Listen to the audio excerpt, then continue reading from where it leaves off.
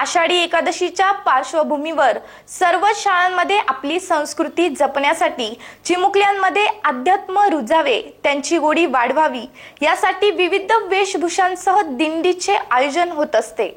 तालुक्यातील पंचाळे येथील new English school पंचाळे व प्राथमिक शाळा यांच्या वतीने शनिवार दिनांक 21 जुलै रोजी संपूर्ण गावातून दिंडी सोहळ्याचे आयोजन करण्यात आले होते।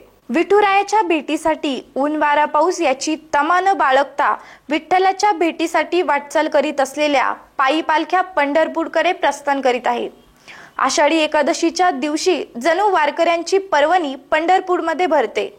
तोच वारीचा अनुभव पायी दिंडीतील अविस्मरणीय क्षण बालमनात रुजावे, त्यांच्यावर अध्यात्माचे संस्कार व्हावे यासाठी राज्यभरात चिमुकल्यांच्या दिंड्या निघत असतात।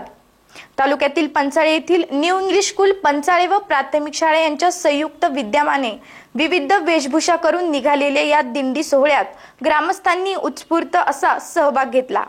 ग्रामस्थांच्या वतीने या मुलांना प्रसादाचे वाटप करण्यात येत होते। या दिंडीने संपूर्ण पंचाळे प्रति पंढरपूर झालेले दिसत होते।